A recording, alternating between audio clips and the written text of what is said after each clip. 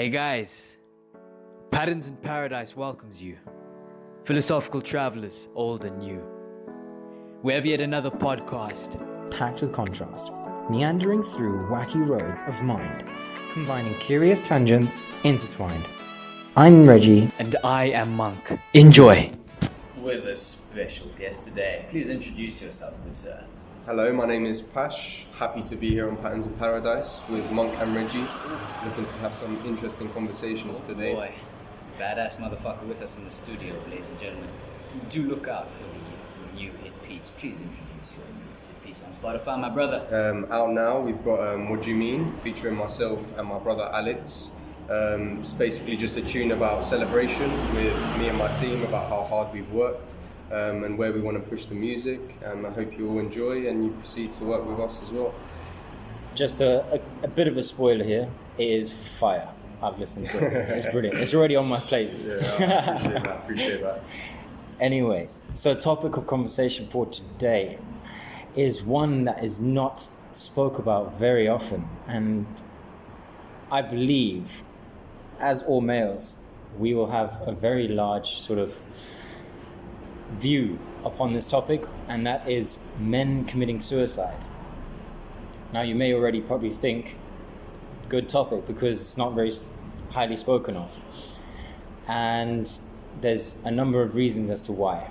So we're going to be going into a little bit more detail as to why we think males actually commit more suicide than females, and why it's not spoken about. We were mentioning earlier, before we actually got this on record, the fact that in general people don't actually speak about their problems as much as they probably should. Mm-hmm. Now, reasons why we were speaking about this is because we were seeing life as poor or rich.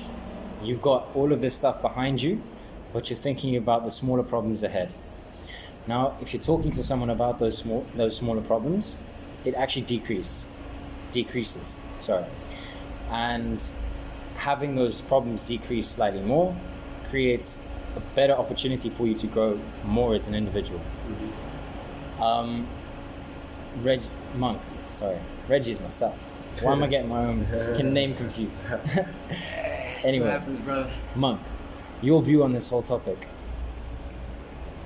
End of the day, gentlemen, it's all down to perspective.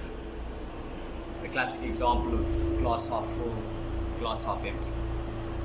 End of the day, we can say what we want about the situation a person is in. Oh, but you should just see the sunshine. We're still breathing. You got your promotion last week. Yeah, okay, but if the guy feels like frankly, a piece of shit in 5 other aspects of his life, that promotion really isn't going to matter much. And in many other ways, there's a lot of childhood trauma that has never truly been brought to light, that a person may be feeling that on a day-to-day basis subconsciously affects the way that they live and interact in the world without them even realizing it. And oftentimes we find the way to begin to address and help and solve such emotional trauma.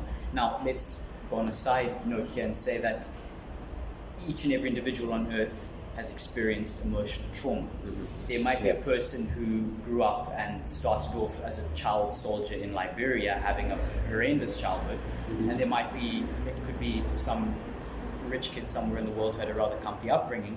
Nonetheless, it's all a subjective, emotional battering that the person takes in one way or another, some worse than others, which will influence the way that they perceive themselves in the world, the way they interact with the world, and especially from the perspective of men in society, speaking out about one's problems is called, oh, you're being a pussy, just man up, man, you fucking man, hold it in. Mm-hmm. And Bill Burr, the comedian, brilliant guy, shouted out, he had the piece on this saying, you're going to die at 40 of a heart attack, and all the way down you're saying, I'm not going to cry, I'm going to go down like a man. Mm-hmm. It really shows that there's something missing in today's society. Mm-hmm. There really is. The topics are just not talked about. That we are each living in our own narrative. We're each living in our own story. And without the platform and the ability to tell our own story in whatever way, shape or form that may be, it could be music, it could be podcast, it could even just be having a close friend that you could confide in about one's problems and be able to hear their opinions. We really emotionally mentally and eventually physically collapse in on ourselves. That's why we need that emotional support from whoever it may be. It could be a brother, sister, father, mother, best friend, stranger even. It really doesn't matter. But if you're able to actually speak to someone about those problems, it's not really like a burden that's releasing, but it feels like you're actually letting go of something that you've been holding on to. And I know I've spoken freely about a few of my own personal problems that I've faced, and it helped my sort of sight in looking further into what I actually could be doing. Pash, you said yourself as well, you've had a few moments of that as well. Of course. I mean, even going back to the topic that we were discussing just a minute ago about the glass half full, and then speaking with others kind of alleviates that. Now, I think that it's important to understand that when we talking about your problems, you need to find a way of wording them without sugarcoating them to seem like you are already dealing with them when you're not. It's important to speak to people raw about how you feel, because then they can show you that it's a feeling that a lot of humanity does feel. They do feel a sense of hopelessness, a sense of being down, even in moments where it looks like they shouldn't be. And you're looking at merely yourself instead of the fact that there's a whole world of people out there that are struggling. And even with you talking about your struggle, you're showing someone else that they've got the same struggle as you and that they can battle against it just as you are. Even if they think that you seem okay but you're just dealing with it, they need to find that space in listening to you with your thing and you delivering your thing as a way of also helping others and acknowledging your issues to help them deal with theirs. And we don't share these thoughts or feelings of hopelessness or depression or lack of self-love or love from others enough, because I feel like as men we're taught to not be so emotional, that's a woman thing to do, and it's not a man thing to do, to share your emotions. Whereas I feel like taking away the fact that men and female, taking the sexes out of it, we're all emotional beings. We all feel 100%. The need for love. We all feel the need for support and comfort. And as men, we've been told that we go out, we basically bring in the finances, and we don't deal with our emotions. We hold them in. We don't need to share them. We don't talk about it. We just deal with them on our own. And we tend to think that our problems are bigger than everyone else's. So we don't word them because no one's going to understand. But that's the wrong way of looking at it. Or when we do voice them, we're going to be judged in the wrong light. Like, you're a weak man because you can't hold your emotion. Now, having that stereotype in the back of your mind restricts you, even if you want to talk about it, even if you have those people available to you to talk about it, that thought of the stereotype that I'm going to be looked at as a weak man is such a slap in the face. It's like an obstacle. Exactly. And it's a hurdle that too many men can't jump over. An obstacle, gents, let's clarify exactly an obstacle to what, because it's very deep insight. It's not just an obstacle to a person being able to more thoroughly understand their own mental and physical obstacles, goals and well-beings, but on a grander scale, it's an obstacle to societies being able to function effectively. Because now if 80% of the men in a particular society have it in their heads that, oh my God, you know what, Pash, as you were saying earlier, even off mic, you were mentioning earlier about the feeling that we all need to have our shit together. Every person on earth feels like they need to be getting their shit together. And they look at everyone else like they already do. Touché, like they already do. And so again, mixing in with what you first spoke about to be, let's not sugarcoat the problems we're facing to say, oh, but I'm fixing it. It's almost like we subconsciously feel we need to default to telling people, I've got this problem, but I swear I'm fixing it. Maybe it could be something to do with the workout, but I swear I've got my schedule together, I'm getting in there. Or myself, frankly, for so long with something like, what was it, even marijuana. I mean, God, I told myself hundreds of times I'd quit. And I always would make it feel and sound like I was quitting. But it's because I felt I needed to tell people that. Rather than you actually doing it yourself. Rather than me actually doing it myself. Which is fascinating. It actually hurts your mind more when you do that. It causes some kind of cognitive dissonance in it, because it's like you're almost lying to yourself. Yep. And you're trying to keep up that public persona. And that lie to yourself is worse than lying to others. Because You have to at the walk end of the around day, with that every day. exactly. If that's the thought that's going through your mind, I've lied to that person, but I've lied to them about me lying to myself. Yeah. And carrying that burden, that thought that you're actually lying to yourself, and pushing that lie onto someone else, they're not going to give a damn whether you're actually doing it or not. They've got their own problems to figure out, Exactly. Imagine holding on to that and then again having a cycle of that for 15 years, and then you wonder why people develop mental disease and whatnot. It's so often just by having these conversations, gentlemen, where we get to the bottom of certain things and be able to express our own troubles and qualms and problems that we're facing, our own subjective problems, which maybe to the rest of the world seem silly, but to us is it may be the world to us. Even our assumption that might seem silly to other people doesn't necessarily mean that it is. Someone We're may have just already gone assuming through it. so. Someone may have already gone through it and dealt with that situation. Be like, what do you mean it's stupid? I had someone to help me with that. Therefore, I can now help you. Yeah, exactly. And you know what? Don't think it's stupid, because if you do, you're not actually going to get that fix. It's true. Because you're not going to speak about it freely, and you're not going to think of finding that solution. Whereas actually speaking about it, whether someone's gone through it or not, will help it. Yeah, it's true. And it's also, I don't know if you guys are familiar with any of the works of Alan Watts. He's a philosopher. Now he's got this theory called the backwards law. Now, what this is basically is that you as an individual, when you're constantly talking about things that will make you happy, or you need this for the future, for example, is like you're seeking a positive impact because you lack it.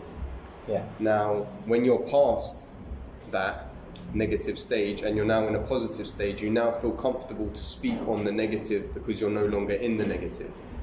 Now that, in my eyes, is a very toxic cycle. So that means when you're in the negative, you're talking about being positive, not that you're negative right now.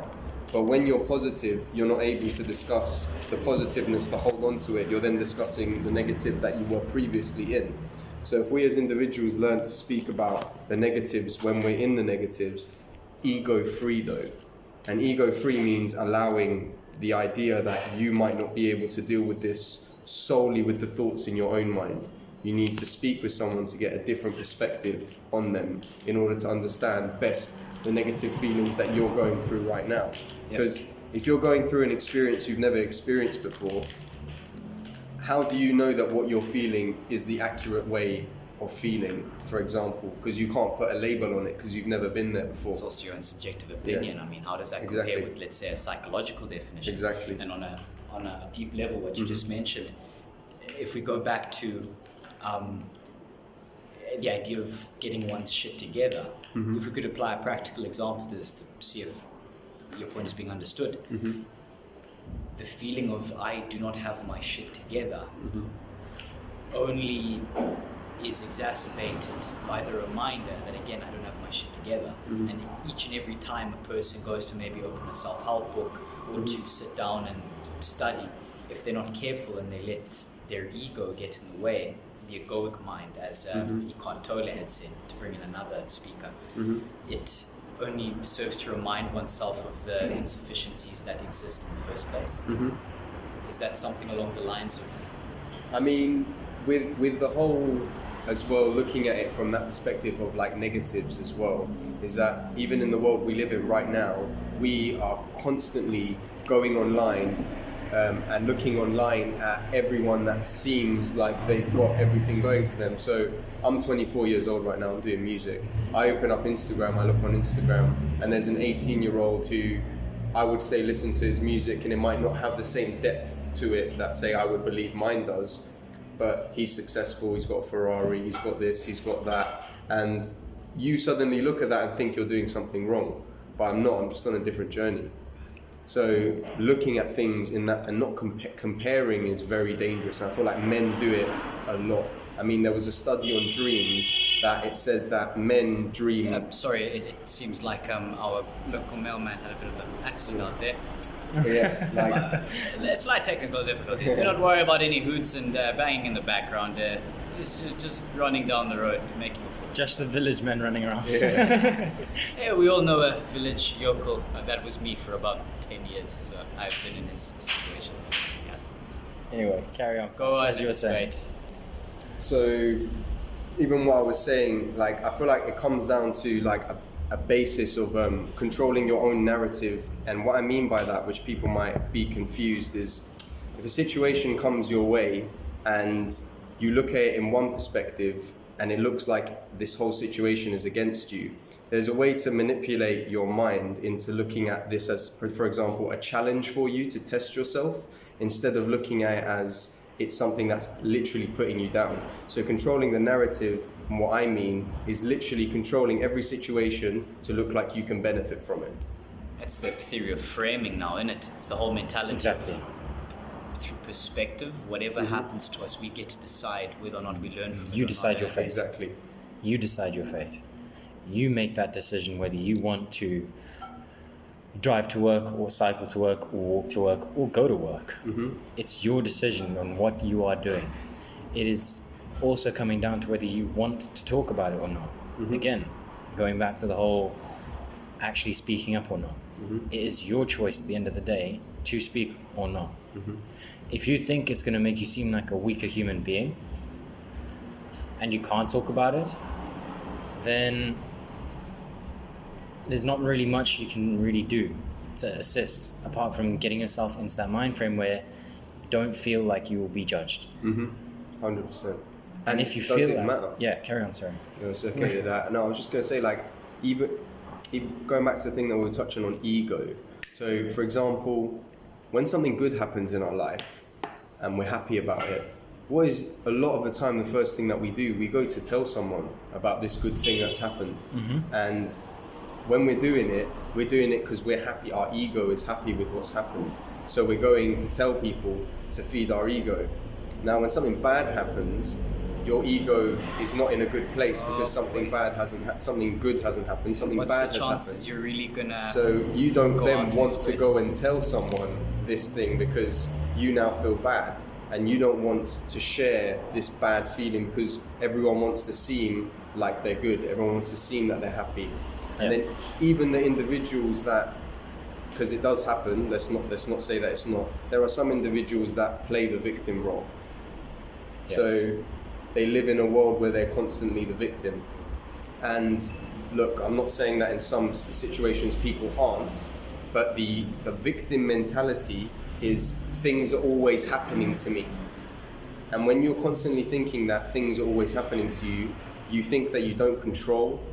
Now, you can't control the world. Let's be honest. You can't control what's going to happen to you or any of the. You literally have. There's a limit to what can be controlled in the world, and you can't control basically any of that. It's the governing powers that can do that. Whereas Nature, the fact there's asteroids flying around with a little dot going through space. All you can control is your reaction. You can only control how you react to these things that are happening. Now, if you've been taught in your life only to deal with positive reactions, you haven't been taught about the fact that when you have something negative, you need to speak about it to receive positive reinforcement, then you've lived your whole life basically pushing the bad stuff to the side and not dealing with them because you don't know how to. And dealing with bad stuff is as easy as sharing good stuff. It's just talking about it. It's just speaking about it with close people. You bring up a profound point there, Pash. It's oftentimes we feel the need to again put up a persona almost to feed the ego, to be able to say everything's fine, everything's dandy. Again, I am a solid, whole, functioning, unfragmented human being. But again, we'll forget that everything that happens to us in life, we really are victims in many different ways. I could take the fact I'm 5'5", for example, or I could look at it as, oh look, I don't hit my head on the bar that sticks out when I walk home from work. The door frame from or the the storage door room. frame from the storage room. That annoys me. Another person could say, "Oh, I'm tall. I hit my head on every flipping shelf I go past," and I would sit and look at the tall person and say, "It's okay, but you can still reach the cookie jar for me on top of the shelf." It's all about the perspective behind it. And we're then the all tall victims person in will some say, way. "Yeah, and you can bend down and not hurt your back by Touche. getting." George, you can go under the table and reach the cookie that fell under the table, whereas I need to kind of crunch down and squat. But even with that specific thing that you've said now, so if I turned around and said to you, what can you do about being that height? What's the answer? Steroids. But honestly though, even you say steroids, but what can you actually do about that? That's a fair question, because I could bitch and moan about, if I was 13, I could have gone back and gotten human growth hormone. Yeah. But in reality, no. You can't really do anything about it. It really is. You can't do anything. So is it worth an dwelling on? uncontrollable. You Yeah, can't. you can't. In the same way, It's an uncontrollable factor Yeah. on your life. It's your reaction to it. So what's 100%. your reaction to it is, does it really matter? No. It doesn't. So why should I worry? So why should What should I I worry? worry, and Yeah. what reaction could I possibly have in this situation that could give me the best possible outcome over a long period of time that also benefits myself and others around me? And chances are, bitching and moaning about some potential misdemeanor that happened in one's life, you got cut off at traffic, or boss at work was angry with you or something along those lines, or as you were saying earlier, Tash, maybe music didn't do as well as you thought it would this time around, and you see someone else who's younger, seems less skilled, but seems to have gotten a better lot in life. Again, there's a lot of luck in there, gentlemen, but at the same time, it's the analogy of a poker game, right? No matter how good you are at poker, there's always going to be the chance that on a single hand, that the best poker player in the world loses. And that some complete idiot who just grabs the cards and says, I'm going to put all my money in, might get lucky and win. But over the course of time, over the course of a 5-hour match, a 6-hour match, and hundreds of hands exchanging, that person who has just a little percentile point more control of their life is going to benefit on an exponential level above and beyond what a person who feels they are a victim in life and are just subject to the sea of uncertainty is going to experience. 100%. Exactly. And at the end of the day, we need to stop worrying about factors that we can't control in our lives and things that we can. And the things that we can, we need to talk about, whether it's good or bad. Whether it's someone you really trust, or that's dependent on you as a person, on if you want to share things with people you know, people you trust, or if you're someone who likes to share it with someone who's not going to care and who's just going to go away. Anonymous online communities, the trend Exactly. of that picking up in recent years. Exactly. There's many platforms where we can actually speak to individuals who may even be going through the same thing, whether it's self-loathe or whatever. You don't feel like you are accomplishing what you should be doing. Don't knock yourself down. You should always try and speak about it, whether it's with a loved one, family member, best friend, just a friend, or an anonymous person. Speaking about it will genuinely benefit you as a person, not because you're unloading your shit onto someone else, but You're getting unloading that sort of negativity gives you the chance to put more positivity back in. Yeah. So it's kind of like filtering out the bad stuff in life. And as you were saying, George, before, with the whole glass 3/4 full you were actually describing, which is now halfway, actually empty. Oh no, that Anyway, so as you were saying, we've got 3/4 of whatever's happening in your life. All of this has happened to you in the past. It's built up to such a good thing, but there's that 1/4 that's not happened as you wished it to happen. And you focusing on that 1/4 will flip it on the others, on its head in a way, almost like you're tipping the glass out completely. Yeah. All of that good that's happened, you focusing so much on that 1/4 can throw away that 3/4 that you built up. Yeah. So don't feel like you can't talk about it. And I've said this to you in the past as well. How many times you've told Quite a me few in the times, past, George. I don't even know anymore. And Monk, you've come out of a lot of conversations with me in a better light, and I've actually come out better as well. And since doing the podcast, we've met more and more people who are thinking along the same lines as us, including you, Pash, including Marius, 100%. Max. There's so Shout out to them, so many lads out there that have similar mindsets, even females as well. And just gaining this community in a way and just broadening the whole thing is gonna benefit not just ourselves, but others that are struggling. How could it not Or- benefit others, brother? Exactly. It's gonna benefit everyone. Yeah. Gents, it's almost like the metaphor of what you aim at is what you see. And if we were to go through life, again, we are limited in the way we are humans by our own perceptions, right? Our eyes can only pick up so much light. Our ears can only hear a certain amount of things. My eyes and my ears will sense differently to someone else's eyes and ears, and for many other reasons. But nonetheless, what we aim at is what we see. We focus on the good, we're going to see more good. We focus on the bad, we're going to see a shitload of bad everywhere we look. And oftentimes, we feel afraid of opening up about our own issues, insecurities, problems, and obstacles we face, because we really don't realize, again, there's more people out there going through them. And in starting this podcast, good old Scott Reggie, we've begun to understand that though, of course, life is hard and life is tough, wherever you look, you subconsciously begin to draw into your life those things you focus on. You begin to focus on speaking more about dealing with one's problems and facing the light, even though it's unfortunate and it's annoying and we've got problems and whatnot. We slowly start to identify other people in the world who are also willing to speak about those things, or maybe in the beginning people who weren't willing to speak about them, but the idea of community, right? You start seeing enough people talking about their problems and you start removing the stigma of that particular subject. Love it.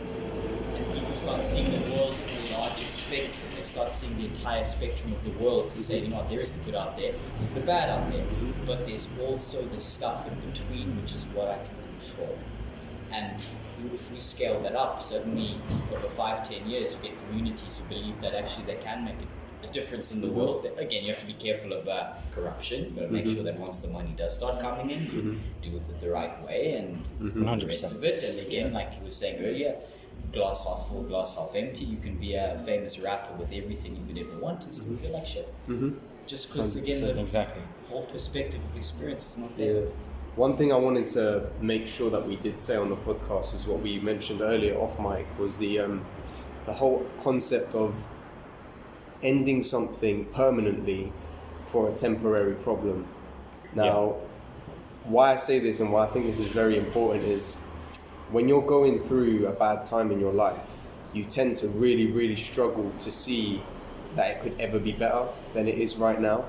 And then you also, as an individual, tend to become addicted to the feeling of depression almost, and almost feeling down. It's like you almost don't want to feel good because you don't deserve it. You feel like you don't deserve to feel good, so you kind of sink into that area of depression because you're constantly thinking about it.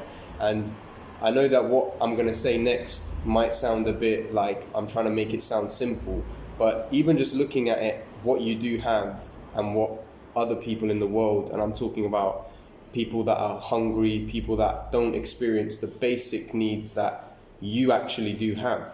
Like, you have a roof over your head, you have a bed, you have food, and the choice to do what you want with your life. And not everyone has that. And I know that, you know, I was saying earlier about not comparing, but there is a way of looking at it and thinking, fuck, it's not actually that bad, is it?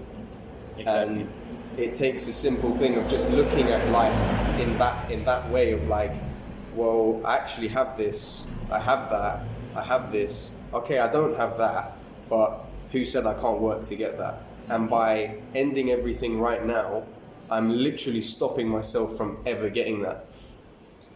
It's fair play there, brother. Fair play on the thought of looking at what one really can control and actually being able to identify in the first place those aspects of one's life that, it is tough, and maybe, God, my parents went through a divorce and they've both been remarried twice, and this is just an example, ladies and gentlemen. I haven't been through the concurrent events I'm about to name, but I'm sure there's someone out there who's experienced this and worse.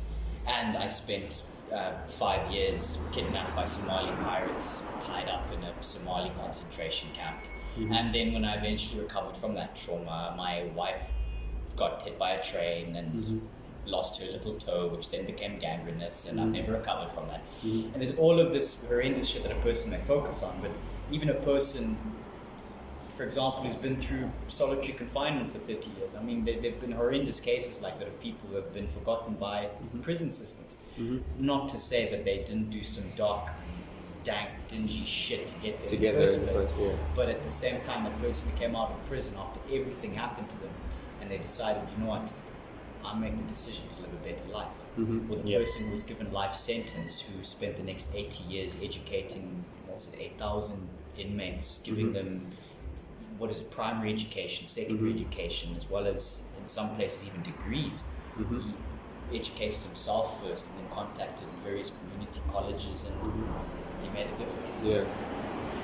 I mean, it's also people looking at things with the basic concept of the yin and yang, which is that in every bad moment there is something good there to be withheld, and in every good moment there is something bad. And it's something that I find that lots of, even myself and lots of people I know around me, is that when something good happens, we tend to not notice the bad things because we're focusing on the good.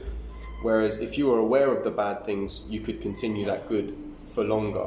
Without being in the dark, as they say. Being more conscious. More aware. So being aware of what's going on and really opening your eyes to see with bad things that happen, there's so many lessons that can be learned within them. Or even the fact you could be going through a difficult stage with a relationship you're currently with, being it the person that you're in love with, your brother, your friend, your family member, you're going through a difficult time period with them, and you find yourself only focusing on that relationship you have with them, and you forget about all the other relationships you have with other people because that one relationship is going bad. So that you then sink and lose almost what you feel is yourself in those situations. Whereas like a lot of men, I feel that I have done a little bit of research before we came today, a lot of men that are in the situation where they do feel like self-harming or they do feel suicidal, it's the destruction a lot of the time of a relationship that they valued very highly. And that could be a relationship with their work, which could help them succeed in the future. It could be a personal relationship. And this specific individual that they might have looked at as that person that they would talk to, if they lose that situation, they lose that relationship with that person, they tend to struggle to recover. Whereas there's so many people out in the world that you can speak to. One thing that I like that you said earlier, Scott, was that you were like, you can speak to a stranger. Like you can be at a bus stop, not so happy about what's going on in your life. And you might just speak to the stranger next to you, just be like, oh, do you know when the next bus is? Oh, it's then. Oh, by the way, my name's Chris. Oh, I'm whatever his name is. From a Forrest Gump movie, and 5 hours later you walk away a different person. Exactly, and you just have that conversation, and that person, they might be an asshole. They might give you some bullshit. That doesn't matter, but there is a chance that person might give you a little piece of their mind that might help you. And until you talk to them, you'll never find out. Exactly. It's the same thing about saying with problems, and sometimes it's easier to tell your problems to a stranger if you can kind of sense, given the situation, the stranger's listening.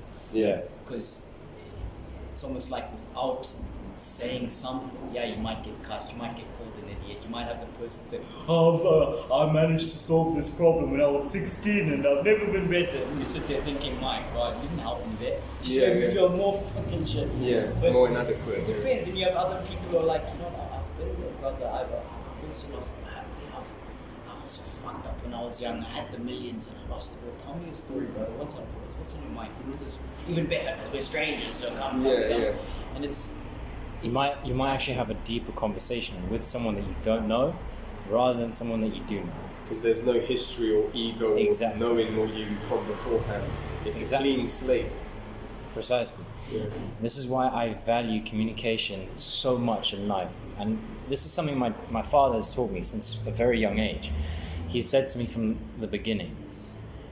And I have never stopped really being that person in being able to communicate to whoever and whomever I can. Mm-hmm. And it all started when I was at school. I was friends with everyone. Mm-hmm. And I used to just talk to everyone. I talked to students that were older than me, younger than me, even people who had no relation to me. Having that sort of comfortability to be able to just talk to someone else, it gives you a sense of sort of accomplishment, even if you've not actually gained anything from it. Yeah. That's And a question. this is something I valued from life so much, and I encourage anyone and everyone to just try and talk to whoever, whenever you can. Mm-hmm. Because you never know when you say something to someone, whatever they're going to reply back to you will be beneficial or not. Mm-hmm. And it's another thing that my dad has taught me in life. If you don't ask, you don't get. Yeah. Thank you, Eddie. Come on. For fuck's sakes, I can't get the names right today. Mm-hmm. Yeah, my little kitten is running over onto the road. Oh my days. But yeah, no, communication is such an sort of appreciated skill within our human sort of interface. Yeah. And we all have it. It's just bringing it alive. Yeah. And even like, it's quite interesting you say that as well, because I also feel that, and I feel like this goes to like both sexes, not just men in this sake, but like when you talk and you tell people your struggle, lots of people tend to think of it as you're being vulnerable, which then means that you're weak, which is what we were touching on earlier. Whereas I think personally that the idea that you can be vulnerable in front of anyone, for example, and tell them what's really going on in your life is actually a sense of strength, because you fearing what they're going to do with that information you've given them then allows you to be almost negative about telling anyone anything, because it makes you that weaker person. Exactly. Whereas when you are focused on, I've told you this, but I've told you this for me, and maybe even for you. Maybe even you hearing about what's gone on for me might help you realize that one of your issues is not as bad as you think it is, or even to the point where you would then word your issue to me and be like, what are you complaining about, man? Which, in a way, in sensitivity, it's not the best way to react, but sometimes an individual might require that look on like, is that really what you're complaining about? And sometimes when someone is facing a problem that they've made their whole world, and I'm talking about they've made this problem their whole world, that person that's made this issue their everything does not then want to hear that their problem is not that bad. It's almost like you're telling them that they've made a meal out of something that they don't need to. Now, who are we at the end of the day to judge anyone on what they consider their problems or not? At the end of the day, we're in no position to judge anyone to pretend that their problems are not important or this and that. Because that would be like playing God now, isn't it? Exactly. So we don't actually have that right to do that to anyone. But in the same breath, sometimes being blunt about your emotions about things with another human being, almost to a primitive sense where you're being like, look, I feel like this, you feel like that, and just getting it out, even if it's not the nicest things to hear, but just relieving it. Because then at least you can say, why do I feel this way? Exactly. It's the fundamental question now of why do humans even have emotions? I mean, this is, Reggie, as you were mentioning earlier about communication and the vital bits of communication. Let's link emotion with communication now, with the fundamental importance of why humans even made it this far in the first place. Mm-hmm. Let's link those three ideas together. So let's travel back. Generally, when we want to understand human conditionings, as we know, it helps to go back a couple of 10 or even 100,000 years ago, back before we had advanced civilization. Mm-hmm. Let's simplify things. So, gentlemen, we are three men in a room right now. Let's say we were a part of a hunting party once upon a time, right? So let's say we're going off and we can see in the distance a bunch of elk, right? And we intend to hunt these and carry them back the 4 kilometers back to the camp, right? Okay. But of course we're going to get celebrated and we're going to get told, hey, you fed the tribe today. And it's going to be worth it, right? We're going to feel the dopamine in our systems that says, wow, I can't wait to go out and hunt tomorrow. And So here's the question. Reggie, I look over to you, and one minute I see you're looking confident, you're looking happy, you're looking focused on the task at hand. But then I look to my left, and I see Pash, and he's the top tracker in the tribe. And there's a look on his face. There's some look on his face. His eyebrow is twitched a slight bit off than what it normally is. I can tell he's worried about something. And next thing you know, because I noticed that, I look to the left and I can see maybe he looks anxious. He looks anxious. And then you hear in the bushes. And you think to yourself, right, 30 meters away. You see there was something in the bushes that scares off the deers. But you hear it's a lion in the distance. And thus, we were saved because I managed to notice that Pash was fucking tense about the lion in the bushes. And as well, alright, on a side note, emotions essentially help us understand one another and to be able to regulate the way we feel so we can communicate in a tribal setting. Why did us humans get to the point we are today? 3 reasons, big ones. Our hands, right? Opposable thumbs, we make tools. Let's say we have here Reggie, the top weapons maker in the tribe. It's all good me trying to chase down a deer, but if I don't have a spear to throw at it or an arrows to stick it, I'm done, right? So man skilled with his hands. Yeah. Then we've got the brain, right? The human brain developed the neocortex and whatnot, in addition to our primal instincts. Those helped us develop massively.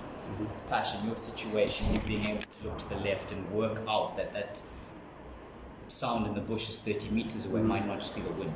It might be something a little more deadly that if that thing took out one or two of us, our tribe is now fucked. And then the guy who's left over now has to run alone back to the tribe, possibly wounded, and probably not empty-handed, and possibly get taken by hyenas or some shit on the way back.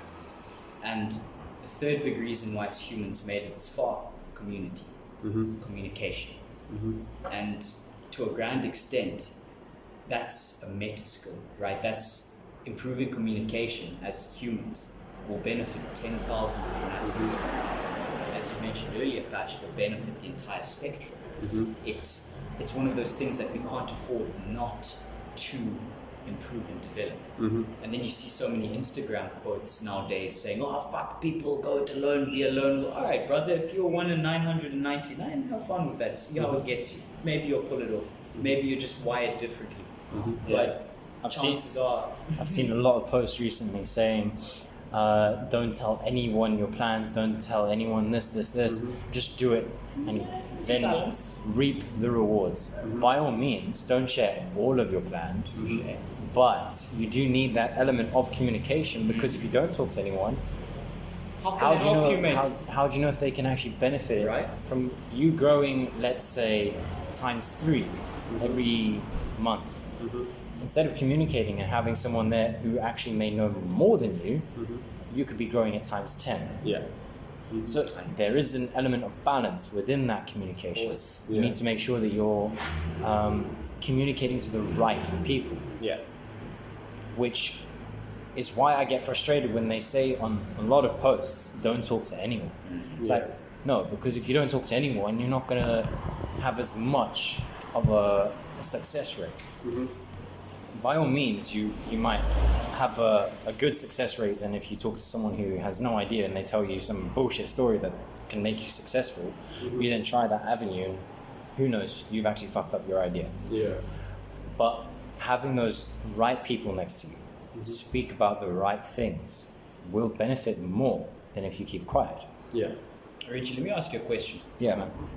What kind of person, if we take a step back from this and look at the big picture, now going into a bit more of a psychoanalytical perspective, what kind of person in the first place is going to be the type of person to post a post like that? What shit would they have been through that they so click and connect with the idea of just cut everyone off completely, right?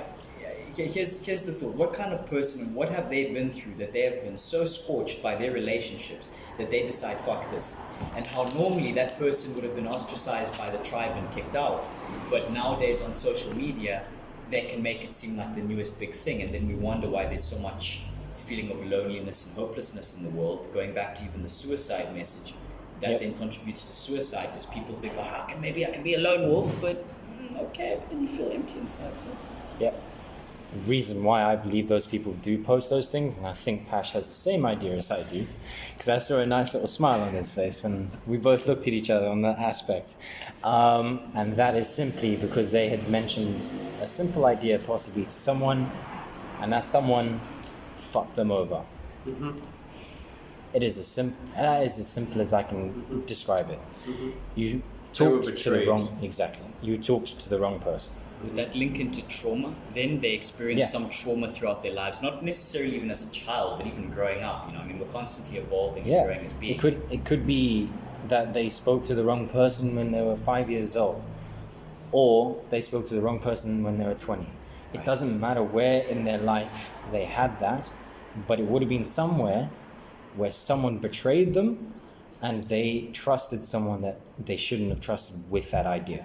So therefore now they are trying to portray to everyone, do not trust everyone. Right. It's a lack of Only awareness trust then. yourself, because they can only trust themselves now because they can't have that trust back with someone who's fucked them over. I don't know how much we all know, gentlemen, about our own lives. Again, we're all trying to get our shit together, but... Who knows? Maybe you'll trust someone that you shouldn't. Maybe I will. Well, we're agreeing on the not same sure. point, brother. We're on the same page here, but the real question is, only trust yourself. How reliable are we in our own way? How many of our own biases and stupid mistakes and bad habits and... God, I don't even know how many times I scratch my ass and sniff it in a day. That's bad. That's one example of a bad fucking habit. And I'm going to trust that guy solely for all information and all wisdom with all of my other 120 million biases. And it's Gents and ladies, we need people to help us through life, and we need to give back to the community. 100%. And even on that topic of the alone, you're going to go through so many experiences in your life here. Obviously, as you just established now, you can't really go through all of them on your own. And also, there's only so much you've experienced as an individual to be able to deal with every single obstacle that's going to come your way. And also, so you've now decided to be alone, for example, on your topic, based on 1, maybe 2, or 3 bad experiences that you've had with human You let that beings. define your entire And now relationship experience. every single human being is now like this, you think? Just because that 1, 2, potentially 3 bad experiences with 3 people. There's so many people in the world. Yeah. I swear to God, that's me in relationships. That is me in relationships. Is I've had my first relationships, the first 5. It just happened to be a pattern of bad relationships, and then for the last 18 months, I've now decided, for my own reasons, of course, my own personal reasons, to go full on monk mode. Yeah. Right, to go full on, focus on my own shit, Uh-huh. ignore all other shit that is irrelevant, relationships with women, but how that in its own sense was me forming a pattern out of the wrong things. It's almost like I took those experiences I had and said, okay, this 2 years worth of relationship experiences will apply to the rest of my fucking life. It's monk mode. So I'm coming out of that monk mode. Yeah. Got a date this weekend, which is nice. Hey. Get in there. Yeah, but anyways. Progress, monk. It's fascinating to see how so often because look, we're pattern-forming creatures, right? Even the reason, why does camouflage work, right? Yeah. It hides the pattern, it blends in, it hides the patterns in the environment. How often have you seen photos on Instagram of spot the leopard in the picture, and suddenly there's that part of your head which is like, you put yourself in that situation looking at that patch of grass, and after 2 seconds you can't find the leopard, and some alarm bell in your head is screaming, which is that Is there a leopard? instinctual part of yourself. It's like, put it this way, if someone told you, bro, in that picture that we can see, there is a leopard there. Put yourself in that situation. That leopard right now is 30 meters away and it's slowly walking towards you, stalking. Yeah. How long do you have before that leopard decides, let's jump? Is it going to wait for you to turn your back? If you suddenly hear how many strides does that leopard need to take before it's on top of you? And it's, again, the pattern recognition. when we can't notice certain patterns in our environment, we get nervous, right? Because that's how we form our understandings of the world, our frameworks for relationships, for ideas. It's the way that the mind works. It's the way the mind works. It works on a spectrum, and we need to be able to apply and analyze certain patterns within the whole spectrum of the human experience. And so when we can't identify these patterns, or when we do form a certain negative thought pattern about, let's say, relationships, that then lives on with us because that was a short-term adaptation to a particular environment we were in. I admit I was a complete, frankly, fucking malaka, which means wanker. For those who are not fluent in the language of Greek, I was a complete wanker in my relationships. I'm a completely different person now. Fucking hope so. Hey, shout out to the ladies for ladies, thanks for your patience. Your patience has been glorious, but the transformation has occurred and we're back on the market. I kind of have no choice but to continue with this now that I've fucking called myself out. But the whole thing is Gabor Mate. He's a famous psychologist who specializes in addiction and childhood trauma and dealing with trauma in human life. He says oftentimes a short-term adaptation that kept a person functioning and sane in the short term, in the long run, is not a wise or feasible strategy for living among communities. So that person who says, fucking go alone, right, that person who got hurt and injured, and maybe they did need a month or two to just get their bearings correct, or fuck it, maybe even 6 months. But to the extent where they cut off the whole world, it really does cut off the tree at its roots in some way and doesn't benefit any kind of growing. 100%. You're stopping the potential growth that you actually could have as an individual with having that communication with other people, rather than actually talking with someone that will actually value what you have to say. That could be the extra water that you needed to grow. Yeah. Or that extra nutrients in the soil that you needed. Instead of just cutting it and then letting it die out. And without even realizing it, we end up depriving ourselves, metaphorically speaking, of those water, of those nutrients, of that sunlight, because in the moment it seemed like the right thing to do, which is fine, of course. We've got our own rationalizations for it. I mean, the person is even in a suicidal state. I mean, they're thinking of their own. I mean, again, it's down to if I'm feeling suicidal, it's really because my own perspective and my own experience is making me feel like there's no way out to some extent. And many other reasons, of course, but until we really clarify and see that, if we don't see the whole picture, if we don't see that actually we can add sunlight to the truth. Whoa, let's take a little quick break there. Let's put the microphones away. My landlord has just turned up. Reggie and Monk and Chris, we're going to take a short break for a second. We're right back in the GIF with Monk, Reggie, Chris, and the topic, suicide. Buckle your seatbelts, we only get deeper. If you ever wanted to start a podcast but didn't know where to get started, didn't know how to get started, or were intimidated by the whole process of recording, editing, synchronizing, and creating your own podcast from scratch, let alone marketing it and then running analytics, then look no further. Anchor is the premium podcasting platform out there, directly connected to Spotify, and they will directly market and distribute your podcast for you to outlets such as Apple Podcasts, Google Podcasts, Breaker, Radio Public, Pocket Casts, and many other different outlets for free. There are creation tools that allow you to record and create your podcast right from your phone or computer. Right from your phone or computer. With a simple, easy-to-use display that allows you to go from idea stage to recording to publishing in as little time as humanly possible, while teaching you the essential basic skills needed to host, run, and evaluate your own podcast. You can make money from your podcast with no minimum listenership. Everything you need to make a podcast in one place. Download the free Anchor app or go to anchor.fm to get started. I repeat, anchor.fm to get started.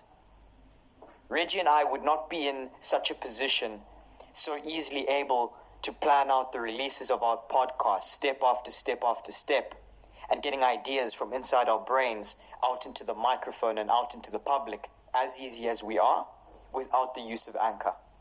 These guys are a game changer and will change your podcasting experience. Anchor.fm to get started. Back to the studio with Reggie and Monk. Enjoy. Big question to be asked is, how can we possibly attempt to get better in this world without speaking to others around us who may help us in fact realize that actually we can grow our own roots, we can water, give sunshine and give good nutrients to ourselves, and without that community around us, or frankly even worse, with a bad community around us who help us to pull our own fucking roots out, we may never even realize that we're doing it because we think it's what everyone does, because that's the herd mentality. So I just had a realization within that whole tree metaphor of growing as yourself. With yourself growing to form this, let's say, magnificent tree by taking in all of this information from others, you then end up being that tree that provides shade for others, that comfort for someone who may be looking for shade, or even, let's say it's an orange tree, there's the food there, an apple tree, a food there. It helps the birds, it helps the animals. Exactly, you know? It's a knock-on effect. And if you get helped by someone, you let someone else to help you by communicating with them, you can then help someone else who needs that assistance. Yeah. But you can't just try and feed off everyone. You need to be open as well to help others, because someone else might be going through the exact same phase as you had. So just neglecting the possibilities of helping others, but by also growing yourself. Yeah. So it's a seesaw. It's a balance in life. It's the circle of life. Exactly. In the It's a life give and together. take. Precisely. Yeah, it's The a give yin and and yang. You are the good to someone else's bad, or Yeah. you are the bad to someone else's good. And then how do you find the middle ground between it? Again, coming down to Instagram posts, right? The whole mentality of things are black and white. Frankly, there's very few things in the world that are black and white. There's always maybe shades of binary grey. code, Yes. right? Computers with the ones and like with coding essentially at its purest form, binary code, ones and zeros. That's really the only example we can think of black and white, right? Yeah. Yet on or off. The world is essentially a grey area in various different shades and colors and vibrancies of all shapes, sizes, and colors. And going back to the tree example, this is fascinating. Imagine your failures, right, that someone else can learn from. That's the equivalent of the tree wilting, and that's the dead leaves then going into the ground and giving nutrients to others to learn from. Or Very true. it could even be the case that an animal comes and eats those fallen fruit, as you were mentioning earlier, Reggie. Yes. Could even be the case that if that animal comes and decides all it's going to do is eat, and it never shits and gives back nutrients to the grass, that animal is going to die pretty quickly. That's the example of, metaphorically speaking, going back to tribal times, the person who only ever looked for their own well-being in the tribe, who then They were after solitary. a while, if they were solitary, if they said, I'm not going to help with hunting, I'm not going to help with sewing up the clothes, whatever other tasks at hand, I'm not going to farming or carrying water, they were kicked out of the tribe. They no longer had the safety of the campfire to return to after a hunt. And they likely got taken out by another tribe, or mauled and abused by wildlife, or died of starvation and exposure. So we have a fundamental instinct to get along with others. And what's even crazy is to think, how much shit has a person have to have gone through? What is their mindset like for them to think that isolating themselves completely from society is the right thing? It's all good us sitting here and saying, oh, but we're tribal creatures. How bad does shit have to get in a person's life for them to say, fuck it, I'm out, I'm solitary, I can't turn to anyone? 4 or 5 years down the line with that kind of circular thinking, you're telling me that doesn't lead to suicidal thoughts? what's the point of anything? Why don't I just take a gun into a school and finish things off? School shootings are not a gun problem in America, it's a mental issue, right? We take Switzerland, for example, which has a similar proportion of guns to people, right? It's approximately 1 to 2. Yeah, the US is 1 to 1, but there's a lot of guns there. How many shootings do you see in Switzerland? It's a physiological issue that we're dealing with nowadays, James. Because we never have the chance to see that the world is not black and white. We've all got our own story. Guaranteed. No, I was just going to say, to top it off and just to sort of put a close to the whole topic, basically what we're saying is don't have a closed mindset, have the open sort of possibilities to accepting someone else's problems, but also giving your own problems to someone else. Not giving them to someone else, but sharing, exactly. Because if you don't, you are essentially, as Monk had said, you are the animal that is not shitting.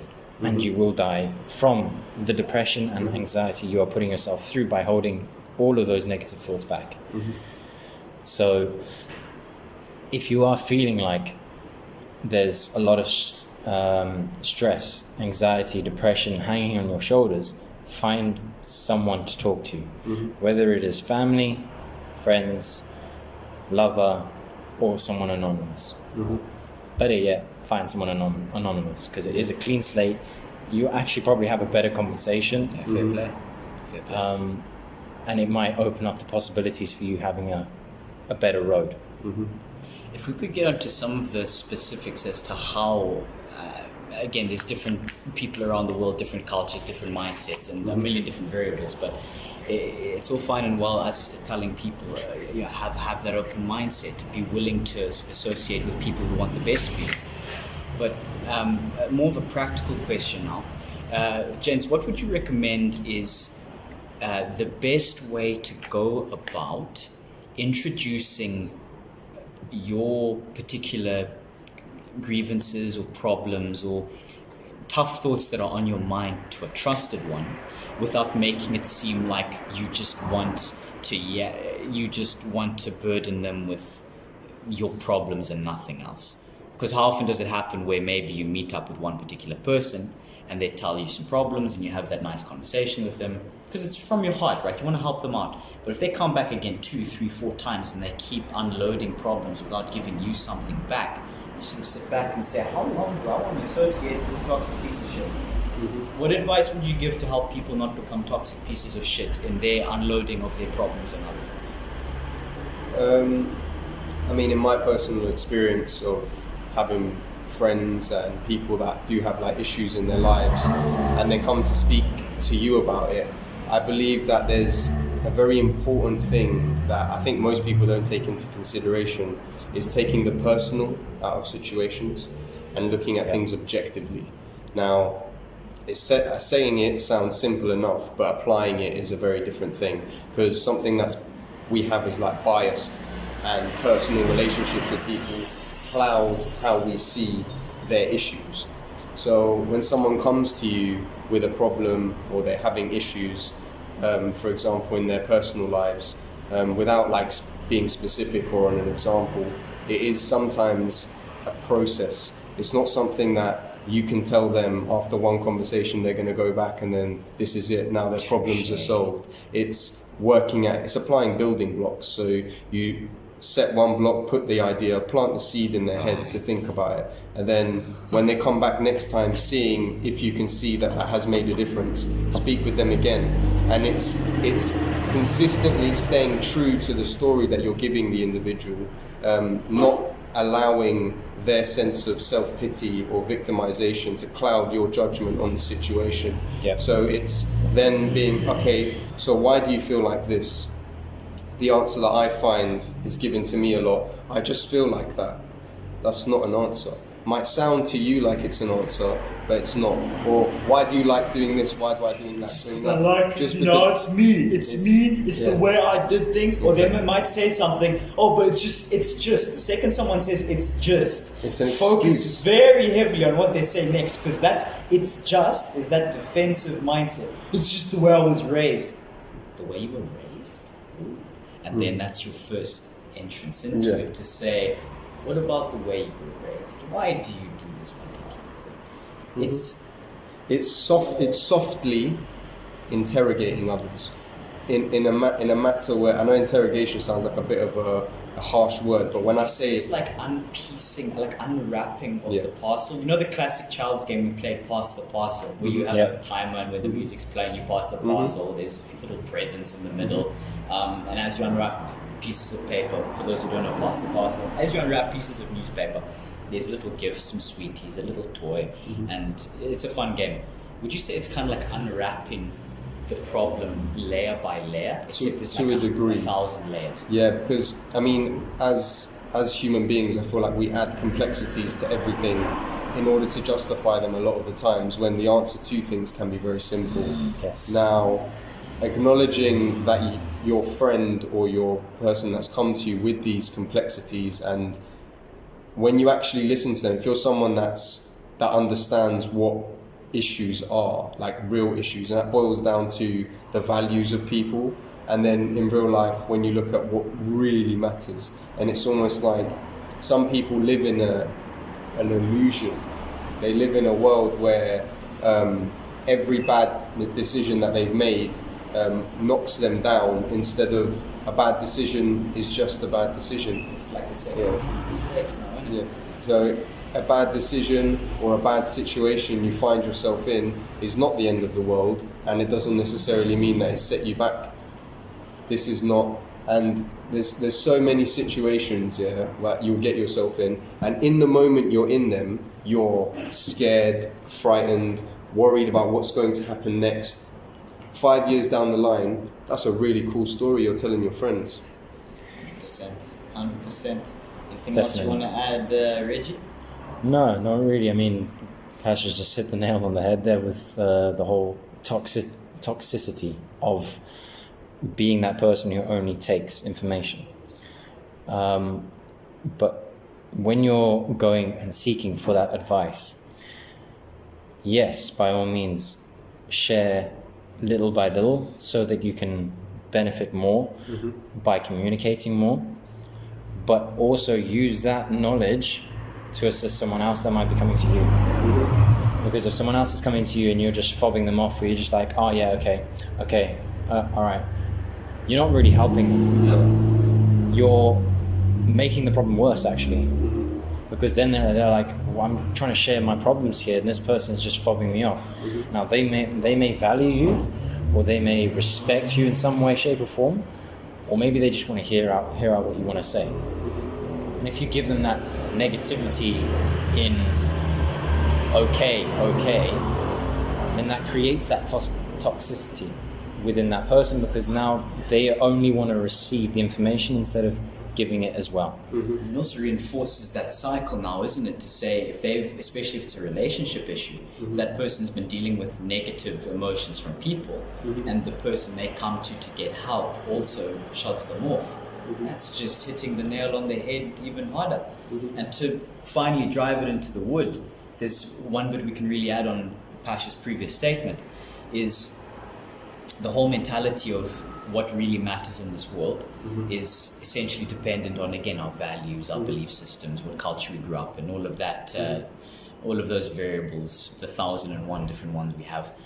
But again, on a deep level, the question is, how valid are our own problems?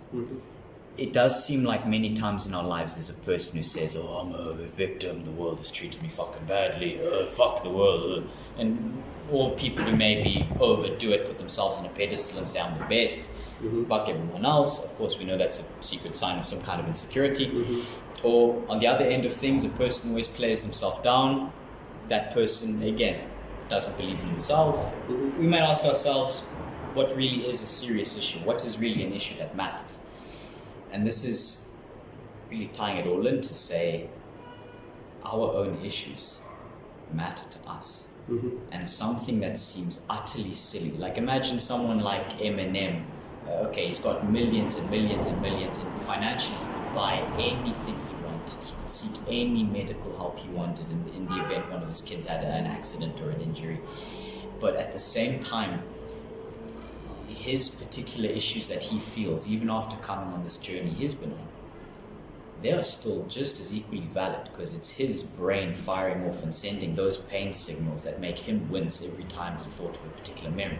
The same way our own perspective, yes, very skewed and very biased a lot of the time, does influence what we see as problematic and what isn't. And so we would just advise everyone out there to remember that in these rather troubled times, again, look for try and find little positives out there, because again, an action that is done once is just the start of a new habit.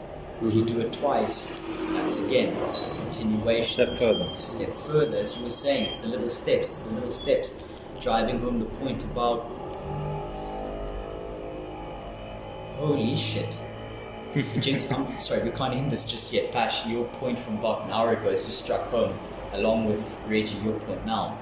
Gents, you are onto a fucking story now. Go for it, share. You know, maybe before, I don't know if we caught this on recording or not, but maybe before the podcast started, Pash, we were asking about when you're having a breakthrough moment with a person who maybe has helped you out, has heard out your story with a pure desire to help you out, to listen, maybe given back some feedback.